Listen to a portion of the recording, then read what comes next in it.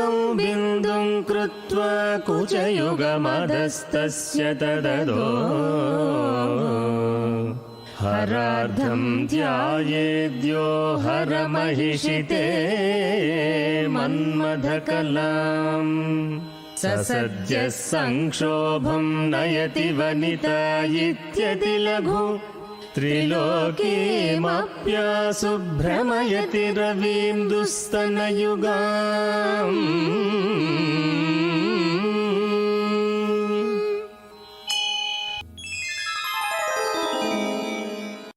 పదవ అధ్యాయం. సుబ్బయ్య శ్రేష్ఠ వృత్తాంతం. శ్రీపాదులకు 3 ఏళ్లు. మూర్ఖుని మనసు రంజింపరాదు.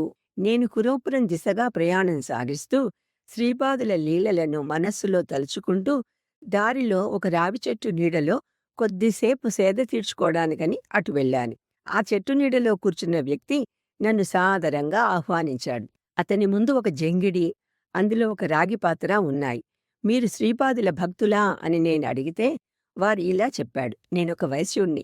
చిన్నప్పుడే తల్లిదండ్రులు చనిపోయినా వాళ్ళు నాకు మిగిల్చి ఇచ్చిన ఐశ్వర్యంతో పెరిగి యుక్త వయసు రాగానే వ్యాపారం మొదలుపెట్టాను. బిల్వమంగళుడు అనే బ్రాహ్మణ వ్యాపారితో స్నేహం కుదిరి మెల్లగా ఇద్దరం చింతామణి అనే వేశ్య సాంగత్యంలో పడ్డాం. ఇద్దరం కలిసి అరబ్బు దేశంతో గుర్రాల వ్యాపారం చేశాము. మొదట్లో చాలా లాభాలు గడించాం, కానీ తర్వాత చాలా నష్టపోయాం. నా భార్య ఈ మనోవ్యధతోనే చనిపోయింది. మనస్థిమితం లేని కొడుకు కొంతకాలానికి తల్లి దగ్గరకు వెళ్ళిపోయాడు. నేను పీచిగాపురంలోనే ఉంటున్నా శ్రీపాదులను గుర్తించలేకపోగా ఎప్పుడూ నిందిస్తూ ఉండేవాడిని. ఒకసారి రాజశర్మ నా దుకాణం నుండి ఒక వరహా విలువ చేసే వస్తువులు తీసుకున్నారు. ఆయన బాకీ తీర్చటం ఆలస్యం చేసేసరికి నేను వడ్డీ మీద వడ్డీ వేసి ఒక వరహా బాకీని 10 వరహాలు చేసి దానికి చెల్లుగా వాళ్ల ఇల్లు జప్తు చేసుకుంటానని అందరితో డాంబికాలు చెప్తూ ఉండేవాడిని. ఈ ఆలోచన నా వినాశానికే అని శ్రేష్ఠిగారు నన్ను ఎంతో మందలించారు, కానీ నేను ఆయన మాట పెడచెవిన పెట్టాను. వినాశకాలే విపరీత బుద్ధి.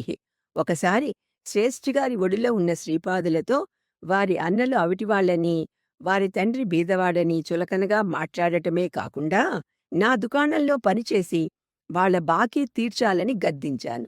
3 సంవత్సరాల శ్రీపాదులు నా మాటను ఒప్పుకుంటూ బాకీ తీర్చిన తరువాత నా ధనం నా దగ్గర నిలవదు అని హెచ్చరించారు. శ్రేష్ఠిగారు శ్రీపాదులను ఎత్తుకొని నా దుకాణానికి తెచ్చి శ్రీపాదునికి బదులుగా తను నా వద్ద పనిచేస్తాను అని చెప్పారు.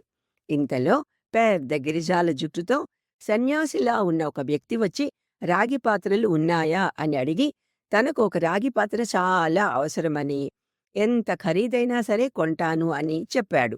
నా దగ్గర 32 పాత్రలు ఉన్నా ఒక్కటే ఉందని అబద్ధం చెప్పి 10 వరహాల ఖరీదని చెప్పాను. దానికి ఆ వ్యక్తి ఒప్పుకొని పాత్రను మాత్రం శ్రీపాదుల చేత ఇప్పించమని అడిగాడు. నేను అలాగే చేశాను. పాత్రని అతని చేతికిచ్చిన శ్రీపాదులు ఆ వ్యక్తితో, నీ కష్టాలన్నీ తీరిపోయాయి, నీ భార్యాబిడ్డలు నీకోసం ఎదురుచూస్తున్నారు, వెళ్ళు అని చెప్పారు. చాలా మంచి లాభసాటి బేరం తగిలింది అన్న ఆనందంతోనూ అహంకారంతోనూ వారి బాకీ తీరిపోయిందని, శ్రీపాదులు ఇక నాకు దాస్యం చేయనవసరం లేదని గాయత్రీదేవి సాక్షిగా ప్రమాణం చేసి చెప్పాను. వారు వెళ్ళిన తర్వాత చూస్తే 31 రాగి పాత్రలకు బదులు దుకాణంలో ఒకటే పాత్ర మిగిలి ఉంది. ఒక్కటే పాత్ర ఉందని నేను చెప్పిన అబద్ధాన్ని శ్రీపాదులు నిజం చేసి దొంగలెక్కలతో నేను 10 పెంచిన వారి తండ్రి బాకీని తీర్చివేశారు.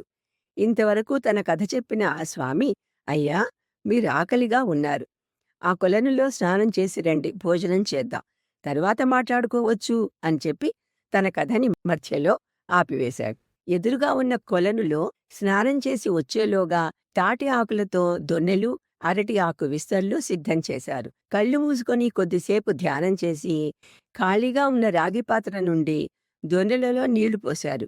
నాకు ఒకవైపు ఆశ్చర్యంగానూ మరోవైపు కుతూహలంగానూ ఉంది. అదే పాత్రతో విస్తరాకులో అన్నం, బీరకాయ పప్పు వడ్డించారు.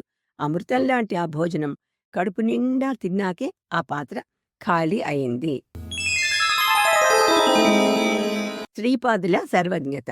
సుబ్బయ్య శ్రేష్ఠి మళ్ళీ తన కథనిలా మొదలుపెట్టారు. శ్రీపాదులు తండ్రి రుణాన్ని ఒక వింత పద్ధతిలో తీర్చారు అన్న విషయం పిఠాపురం అంతా గుప్పున పాకిపోయింది. రాజశర్మ దీన్ని ఒప్పుకోకపోవటంతో పెద్దలందరూ సమావేశం అయ్యారు. బాపనారిలో శ్రీపాదులను "ఆ జటాధారి నీకు తెలుసా?" అని ప్రశ్నించారు. "నాకు ఆ జటాధారి మాత్రమే కాదు, అందరి జటాధారుల గురించి కూడా తెలుసు" అని వారు సమాధానం చెప్పారు. "3 ఏళ్ల వాడివి ఇలా పెద్ద మాటలు మాట్లాడకూడదు" అని తాతగారు మందలిస్తే, తన వయస్సు కొన్ని లక్షల సంవత్సరాలు అని, సృష్టి ప్రారంభం కాకముందు నుండే తాను ఉన్నానని చెప్పారు. ఇలా అన్నీ తనకు తెలుసునని, సర్వజ్ఞత్వము, అన్నింటిలోనూ తాను ఉన్నాననే సర్వవ్యాపకత్వము చెప్పుకోవటం తప్పు అని తాతగారు మందలించారు. దానికి సమాధానంగా శ్రీపాదులు, "నిరూపించకపోతే నిజాలు అబద్ధాలవుతాయా? మనుషులందరిలోని అన్ని కోశాలలో నేను ఉన్నాను. అది అనుభవించే వ్యక్తికే తెలుస్తుంది. అలా ఆ అనుభవం లేనంత మాత్రాన, ఆ వ్యక్తికి తెలియనంత మాత్రాన నా ఉనికి అబద్ధం కాదు కదా! ఈ సృష్టి అంతా నా సంకల్ప బలంతోనే నడుస్తుంది" అని చెప్పారు. సుబ్బయ్య దుకాణం నుండి 30 రాగి పాత్రలు మాయం చేసింది నువ్వేనా అని బాపనారిలు అడిగితే, అది పూర్వజన్మకు సంబంధించిన విషయమని చెప్పి ఆ కథ ఇలా చెప్పారు.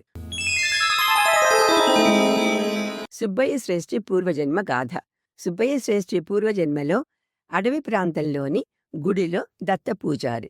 కాంతాలోలుడైన ఇతడు అనాదిగా ఆరాధింపబడుతున్న దత్త విగ్రహాన్ని అమ్మి, ఆ సొమ్మును ఉంపుడు కత్తెకి ఇచ్చి విగ్రహాన్ని దొంగలు అపహరించారని అసత్య ప్రసారం చేశారు. కొద్ది ధనానికి ఆశపడి ఆ విగ్రహాన్ని కరిగించిన ఆ కంసాలియే ఈ జన్మలోని జటాధారి. కంసాలి ఆ విగ్రహాన్ని కరిగించి 32 రాగి పాత్రలుగా చేశాడు. యాదృచ్ఛికంగా ఈ పని అంతా వారి కులదైవమైన నృసింహుని విగ్రహం ముందు జరగటంతో దైవ సంకల్పం వల్ల నృసింహుడి 32 అంశలు ఆ పాత్రలలో ప్రవేశించాయి. పూర్వజన్మల పుణ్యం వల్ల శ్రేష్ఠి ధనవంతుల ఇంట్లో జన్మించగా, ఆ కంసాలి పూర్వజన్మ జ్ఞానంతో నిరుపేదల ఇంట్లో జన్మించాడు. నన్ను అనన్యభక్తితో పూజించి దరిద్రాన్ని దూరం చేయమని అహోరాత్రులు ప్రార్థించాడు. అప్పులవారి బెడద నుండి తప్పించుకోవడానికి మారువేషంలో తిరుగుతున్న అతనికి నేను కలలో కనిపించి, రాగి పాత్రని నా చేతిమీదుగా కొనమని, నన్ను దాస్య విముక్తుణ్ణి చేయమని చెప్పాను. ఆ విధంగా అతనికి మహదైశ్వర్యాన్ని కల్పించాను. ఈ విధంగా చెప్పిన శ్రీపాదులు నాతో కఠినంగా, "సుబ్బయ్య శ్రేష్ఠి, నీవు నా తండ్రికి చేసిన మోసమే కాకుండా చింతామణితో నీ శృంగారం, నీ వెకిలి చేష్టలు అన్నీ నాకు తెలుసు. కొద్ది కాలంలో నీవు దరిద్రుడివి కాబోతున్నావు. జంగిడిలో పిల్లల మిఠాయి అమ్ముకుని బతుకు.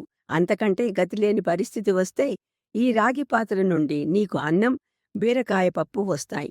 నీ దగ్గర కొన్న సామాన్లతో మా తండ్రి మా బంధువులకు తినిపించింది అవే కాబట్టి అవి మాత్రమే వస్తాయి. నీవు తినగా అతిథులకు కూడా పెట్టగలిగేంత ఆహారం పాత్రలోంచి వస్తుంది" అని చెప్పారు. 16,000 స్పందనలే 16,000 గోపికలు. నాకు అహంకారం హెచ్చు మోతాదులోనే ఉండటంతో, ఆహా, అవతార పురుషుల విషయంలో అయితే అది లీల, మాబోటివారి విషయం అయితే స్త్రీలంపటమా అంటూ ఎద్దేవా చేశాను. శ్రీకృష్ణుడికి 8 భార్యలు, 16,000 మంది గోపికలు ఉన్నా అతడు నిత్య బ్రహ్మచారి. అది దేహ సంబంధం కాదు, ఆత్మ సంబంధం. భరింపబడే ఆత్మ భార్య, భరించే ఆత్మ భర్త. శాపం వల్ల దేవేంద్రుడు మానవుడిలా జన్మించవలసి వచ్చినప్పుడు 5 రూపాలతో ఒకే ఆత్మతో పంచపాండవులుగా జన్మించాడు. శచీదేవి ద్రౌపదిగా జన్మించింది. 5 భర్తల భార్య అయినప్పటికీ శయ్యాసుఖమిచ్చింది అర్జునుడికి మాత్రమే. భీముడికి దాసిలా, ధర్మజుడికి మంత్రిలా, నకుల సహదేవులకు తల్లిగా వ్యవహరించింది అని శ్రీపాదులు వివరించారు. నేనంతటితో ఆగక, ఈ జన్మలో నీకు 16,000 మంది గోపికలు, అష్టభార్యలు ఉన్నారా అంటూ వెక్కిరించాను. వారు నవ్వుతూనే, నా అష్టవిధ ప్రవృత్తులే నా అష్టభార్యలు. నాది షోడశ కళా ప్రపూర్ణ అవతారం. నా ఆత్మ, శరీరం, మనస్సుల నుంచి ప్రతిక్షణం 10 దిక్కులకు దివ్య స్పందనలు ప్రసరింపబడుతూ ఉంటాయి. అంటే 10 × 10 × 10 1000 స్పందనలు. ఇలా 16 కళల నుండి ప్రతిక్షణం 16 × 1000 16,000 స్పందనలు ఉత్పన్నం అవుతూ ఉంటాయి. అవే నా 16,000 గోపికలు. కృష్ణావతారంలో ఈ స్పందనలు మానవాకారంలో ఉంటే ఇప్పుడు నిరాకారంగా ఉన్నాయి అని స్పష్టంగా వ్యక్తపరిచారు. తరువాత 32 నరసింహమూర్తుల పేర్లను వరుసగా చెప్పి, అందులో 30వ నరసింహమూర్తి శ్రీపాదులని, 31వ నరసింహమూర్తి నృసింహ సరస్వతి అని, 32వ నరసింహమూర్తి అవతారంగా స్వామి సమర్థ పేరు చెప్పారు. ఇంతవరకే కథను చెప్పిన సుబ్బయ్య శ్రేష్ఠి శంకరభట్టుతో మనం ఈ రోజు రాత్రంతా శ్రీపాదుల దివ్యనామ సంకీర్తనలో గడుపుదాం. రేపు నేను మరికొన్ని దివ్యలీలల్ని వివరిస్తాను అని చెప్పి నన్ను దగ్గరలో ఉన్న కుటీరానికి తీసుకుని వెళ్లారు. శ్రీపాదుల దివ్యనామం, నామస్మరణం అనేక జన్మల నుండి పేరుకున్న పాపపు రాసులనన్నింటినీ భస్మం చేస్తుంది. శ్రీపాదరాజం శరణం ప్రపద్యే. किरन्ति मङ्गेभ्यः किरणनिकुरम्बामृतरसम्